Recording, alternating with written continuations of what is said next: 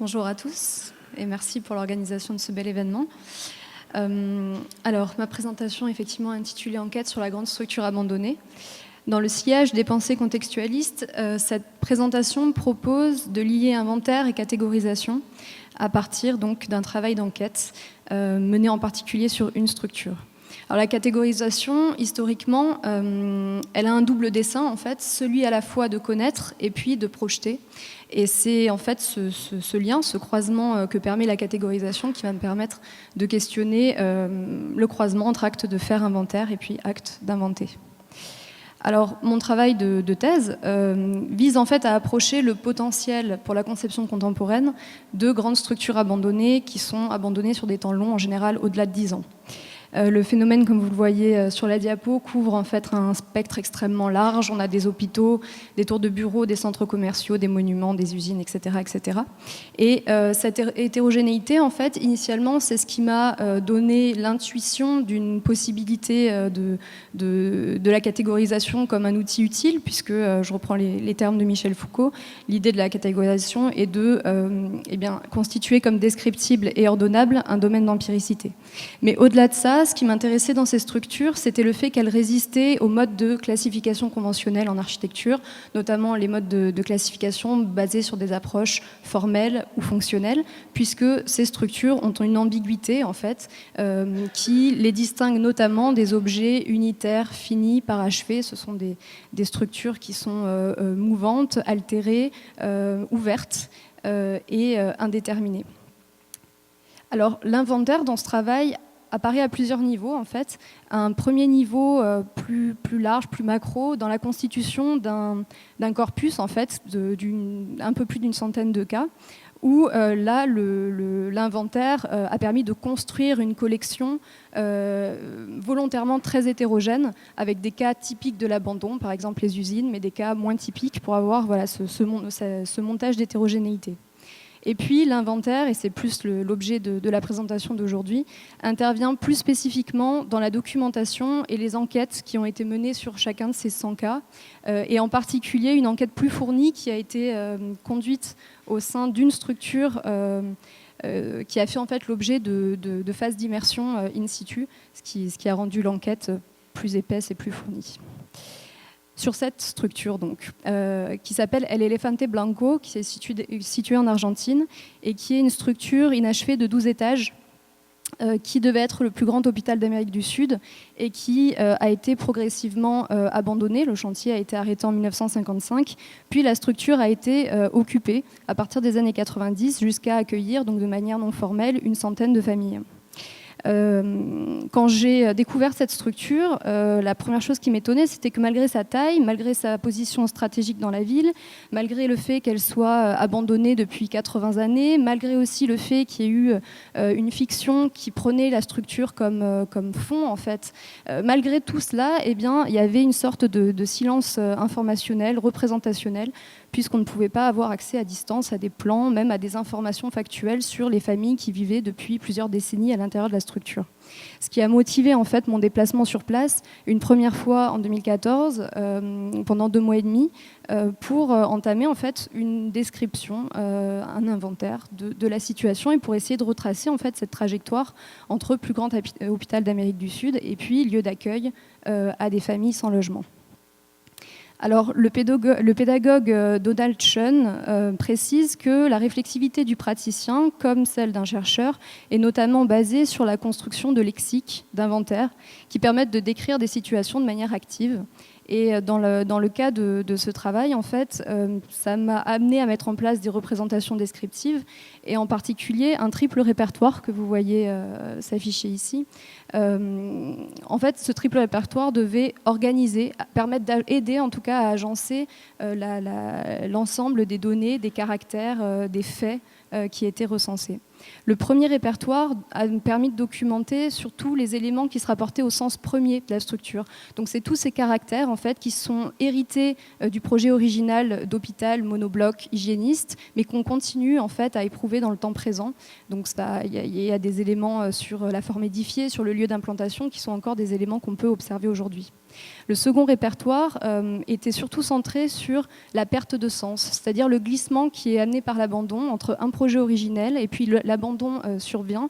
Et là, on a un glissement des altérations matérielles, mais aussi des altérations symboliques qui accompagnent la structure et qui permettent en fait de mesurer les écarts entre un projet originel et l'observation d'une situation contemporaine.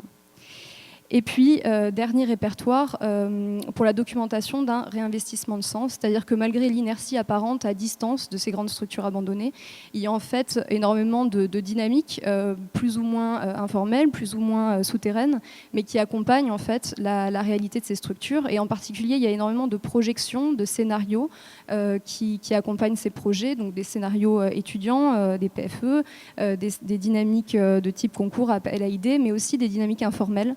Et ces projections, en fait, ont en commun eh bien de ne pas figer la structure. Ils ne l'achèvent pas, ils ne la parachèvent pas, puisqu'ils laissent la possibilité de projection ultérieure. Disons que ces scénarios activent plus qu'ils ne reclassent. Et en particulier, aujourd'hui, je vais me centrer sur le scénario de réinvestissement informel dont a fait l'objet la structure.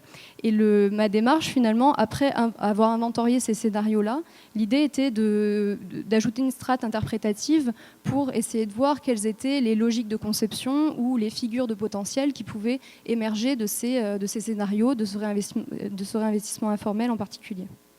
Il y a 4 catégories que je vais vous présenter très brièvement aujourd'hui. Alors la première, je l'ai intitulée gisement. En fait, alors à partir des années 80, la structure n'est pas du tout occupée. Par contre, le quartier l'entourant va être progressivement occupé par un bidonville qui va grandir à ses pieds. Et pour construire les maisons, eh bien, il faut des matériaux et la structure en fait, va être utilisée comme carrière pourvoyeuse de matériaux de seconde main, clairement. C'est-à-dire qu'on va utiliser la disponibilité et puis le fait que la structure a été achevée à 80%, notamment à l'intérieur, on a des revêtements, on a des partitions intérieures en briques, etc. Et on va utiliser cette structure non pas pour la capacité d'habitabilité qu'elle offre, mais pour le gisement en matériaux qu'elle recèle pour construire donc tout autour de la structure. Dans cette première catégorie, ce qui est intéressant, c'est que la déconstruction et la réutilisation est spatialement très proche. Il n'y a pas de stockage, il n'y a pas de transport. On a une forme de spolia contemporaine où le cycle est extrêmement court, spatial et temporel. La seconde catégorie est celle que j'ai identifiée comme étant l'épiderme augmenté. Je vous ai dit qu'en fait, l'occupation de la parcelle de la structure d'Elefante Blanco commence à l'extérieur, puis se rapproche de la structure, jusqu'à arriver dans les années 90, où là, en fait, vous voyez les redans de l'hôpital, en fait, et entre les redans se sont construites, en fait, des petites maisons. Alors, ce qui m'intéressait particulièrement, c'est vraiment le pourtour, donc cette jonction entre le mur de la façade d'Elefante Blanco et puis les petites maisons qui allaient se construire autour, qui considèrent en fait le mur d'Elefante Blanco comme le principal mur porteur de la petite maison qui va apparaître en fait. Et ce qui m'intéressait dans ce phénomène un peu de phagocyter l'éléphant de l'extérieur, c'est que l'élément mur, qui est un élément extrêmement univoque en fait, voilà, une paroi porteuse, et bien là s'épaississait en termes de sens, puisque en termes de sens et en termes d'espace, puisque l'élément mur devenait à la fois donc l'élément du squelette porteur de l'Elefante Blanco, mais également l'élément porteur de la petite maison, et puis l'élément de liaison entre les deux. Donc ce qu'on a dans cette catégorie finalement, et là vous voyez l'espèce de podium, de corolle qui s'est construite tout autour de l'éléphant, c'est l'augmentation sémantique et matérielle d'un élément simple, le mur, autour de la structure.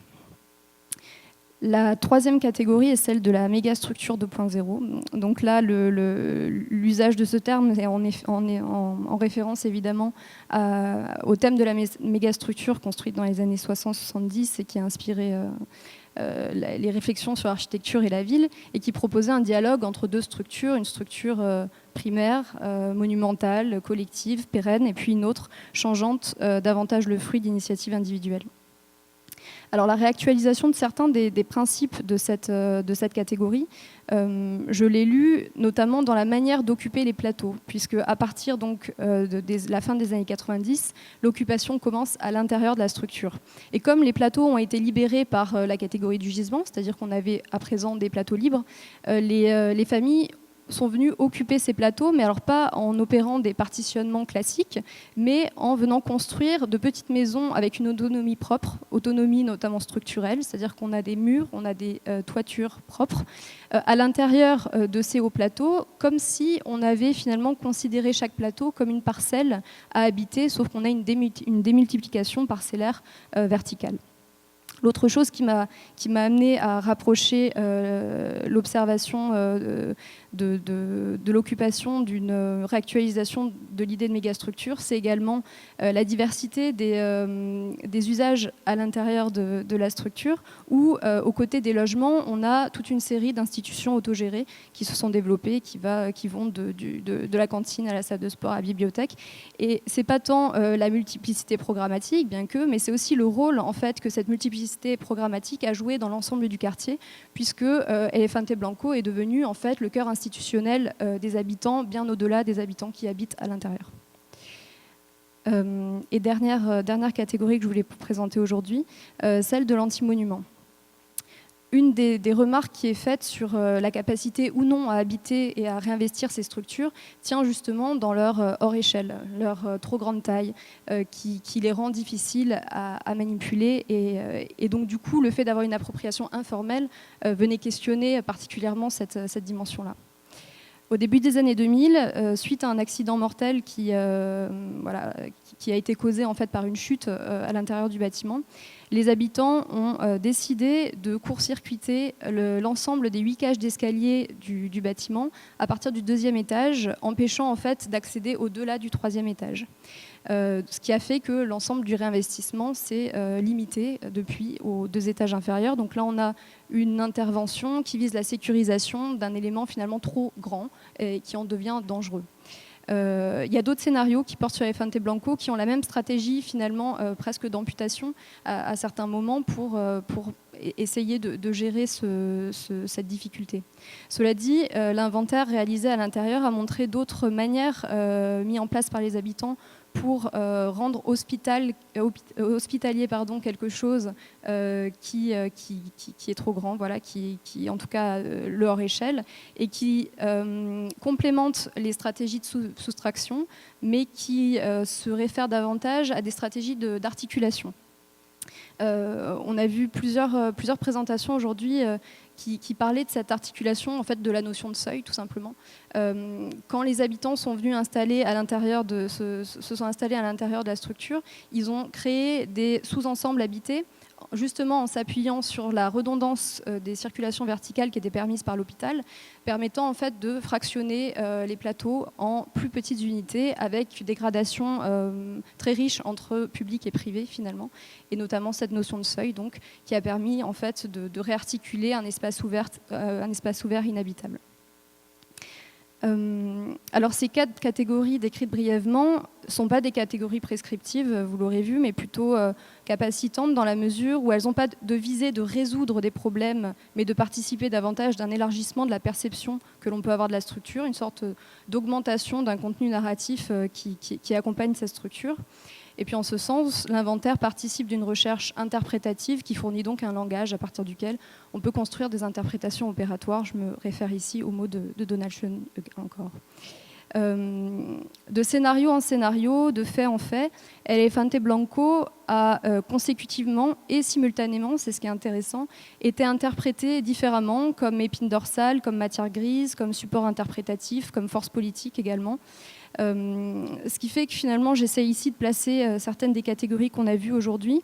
On a vu qu'il y avait des domaines de transformation qui étaient davantage de l'ordre matériel, structurel, d'autres immatériels, invisibles, social, des visées aussi de transformation qui sont différentes. Autant la mégastructure permettait d'avoir une structuration, une sorte d'ordonnancement, autant le gisement se référait davantage à des logiques anthropiques de dissipation.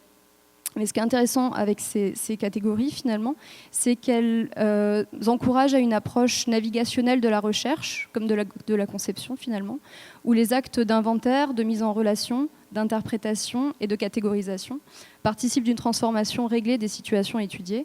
Et puis ces lectures plurielles nous renseignent donc sur la pluralité des potentiels qui coexistent, en fait, dans ce type de structure. Je vous remercie.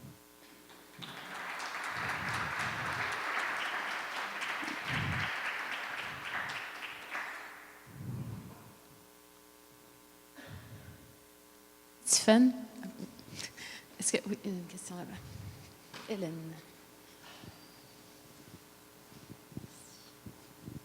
D'abord, merci. C'est un projet qui m'interpelle beaucoup. J'ai une question super précise pour toi. En fait, la catégorie 4, l'antimonument. Oui. Le monument, c'est un thème qui m'intéresse, sur lequel je travaille aussi, mais je n'ai pas bien compris ta conception de la monumentalité, parce que quand tu as décrit comment il a été traité, en fait, j'aimerais vous entendre parler sur votre définition du monument. Alors, cette catégorie du monument, là, évidemment, j'ai parlé de certains scénarios, mais quand tu vois en fait la catégorisation à l'intérieur, par exemple, l'antimonument, tu vois que tu as 2 variations, par exemple, que j'ai identifiées, colosse humanisé et fétiche dompté, par exemple. En fait, j'ai deux pans de la compréhension du monument que je travaille dans cette catégorie. C'est l'échelle, la démesure scalaire, en fait, voilà, vraiment, où là, la difficulté à habiter... c'est vraiment la taille, l'idée de taille et de monumentalité. Alors que la deuxième partie, que je n'ai pas du tout identifiée aujourd'hui, c'était plus la valeur commémorative ou la valeur symbolique du monument. Et il y a également des scénarios qui essayent de casser cette valeur-là. Je vais te donner un exemple. En 2016, en fait, le gouvernement de Buenos Aires a proposé un projet, un nouveau scénario, un de plus, qui proposait de transférer le ministère du Développement social à l'intérieur du bâtiment. Et le projet proposait en fait d'amputer, mais là physiquement, c'est-à-dire de démolir l'ensemble des étages supérieurs et de maintenir que les 3 premiers étages inférieurs. Donc il y avait à la fois l'idée de rapetisser une taille où on a du mal à gérer, ok, donc ça c'est la valeur de démesure, mais en fait il y a une valeur aussi politique qui était en jeu, c'est-à-dire qu'aujourd'hui le bâtiment est donc au cœur d'un bidonville et est devenu vraiment un étendard, l'objet qui est l'image en fait de bataille pour le droit au logement dans le quartier. Donc le dessin du monument, on le retrouve sur les murs, on le trouve sur des tracts par les habitants, etc. C'est devenu un symbole. Et on voit ce bâtiment depuis très très loin, très très loin. Du fait qu'en fait il soit au cœur d'un bidonville où il y a un seul étage, ce bâtiment de 12 étages, c'est une montagne en fait. Donc il a une force symbolique très très importante dont se sont saisis les habitants. Le fait de venir amputer les 10 étages supérieurs, on efface en fait Elefante Blanco d'un paysage urbain et on enlève aussi à un quartier son symbole de ralliement voilà, pour ces questions de droit au logement. Question pour Tiphaine. Moi, j'ai une question. En fait, j'ai une question par rapport à ces catégories. Il y a quelque chose qui opère dans ton projet qui est vraiment intéressant et qui aide, je pense, à la lecture de ce bâtiment. Mais je me demande dans quelle mesure ça aide aussi à regarder peut-être les 99 autres bâtiments qu'on a vus rapidement au départ. En fait, c'est que la catégorie permet de construire le sens et d'organiser la compréhension de ce bâtiment, qui nous permet ensuite d'aller voir peut-être ou de comparer d'autres bâtiments sur la base de ces mêmes catégories. Mais est-ce que la catégorie n'est pas aussi le danger d'effacer la particularité des choses et le grain plus fin quand on voit le chien assis dans son étagère? Donc, comment gérer ce va-et-vient entre le particulier et la catégorie? Une super bonne question qui m'a hantée pendant toute la thèse. Alors, j'ai plusieurs...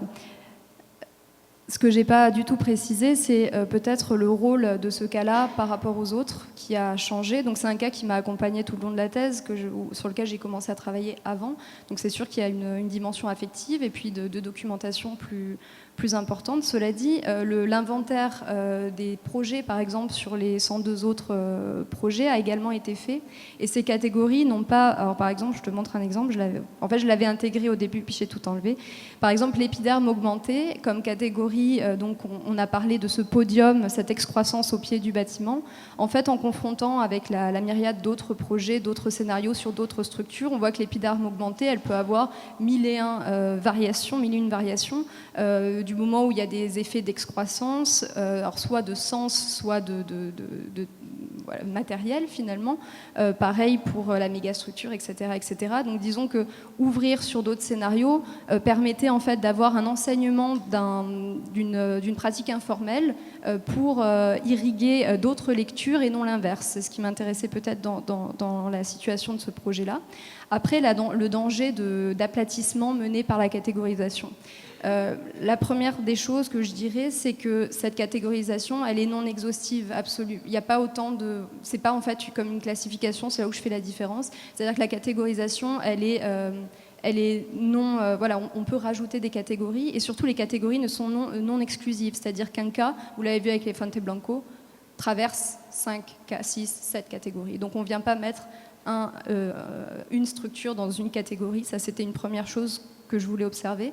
La seconde, c'était le facteur temporel associé à ces catégories, c'est-à-dire que ce qui était intéressant avec Elefante Blanco, c'est que les potentiels et les lectures qui sont faites peuvent se lire dans le temps, c'est-à-dire voilà, dans les années 80, il y avait une lecture plutôt territoriale ou le bâtiment. Bon. Mais ce qui était aussi intéressant, c'est que je pouvais confronter des lectures complètement contradictoires sur une même période, donc conjointement. Et c'est là où les scénarios, en fait, permettaient la catégorisation permettait d'accueillir des scénarios conflictuels et qui pourtant étaient opérants au même moment, au même endroit. Bon, voilà. Question pour Tiffaine? Non? Thomas Bernard.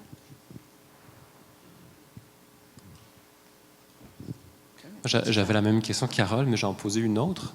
En fait, je me demande, parce qu'il y a clairement une pratique d'inventaire et puis c'est le but du projet, ce sont des structures qui sont abandonnées. Ouais. Mais est-ce que dans ton travail, parce que c'est quand même la figure de la mégastructure, par exemple, ce sont des figures qui reviennent, ouais. Qui sont pas en demande, mais qu'on croit pouvoir réhabiliter de temps à autre en conception. Et je me demande si dans ton travail, cette question-là, et tu l'as peut-être pas, c'est dans la thèse, mais tu te la poses on se la pose comme architecte, mais à quel point cette catégorisation, le travail que tu fais sur l'inventaire des structures qui sont abandonnées, donc en fait qui offrent la possibilité de cette réinterprétation-là, et par la pratique des habitants, et par ta catégorisation, est une forme aussi de réhabilitation de certaines de ces figures. Oui. Oui. Bah, c'est vrai que ça s'est particulièrement posé avec la mégastructure, du fait que j'emprunte un nom qui est extrêmement connoté. Et le fait de peut-être le recharger, de montrer que l'actualisation reprend certains principes, alors parfois de manière assez littérale, parfois en renversant complètement le sens en fait. Par exemple, sur la mégastructure prévoyait quand même une planification plutôt voilà, de haut vers le bas, même si à l'intérieur pouvaient se développer des choses plus événementielles, etc. Alors que là, le fait que l'occupation de ces structures ne soit absolument pas planifiée, voire contrée par des efforts de planification qui, eux, n'arrivent pas à se mettre en place dans cette structure, pas faute d'avoir essayé, fait qu'en fait, il y a certains principes qui se voient renversés, même si le cadre matériel semble analogue, quoi. Donc c'est ce qui m'intéressait aussi, de retrouver des effets d'échelle, des effets d'occupation, de disjonction entre deux systèmes à l'intérieur d'une structure, où là, ça me permettait d'avoir un rapprochement, jusqu'au moment où finalement, ce rapprochement ne tient pas l'analogie tout du long, et c'était ces écarts-là qui m'intéressaient du fait de l'abandon. Et du coup, on arrive peut-être mieux à certains effets de mégastructure, du fait justement de la non-planification de ce qui s'y passe. Voilà. Merci, Tiffaine.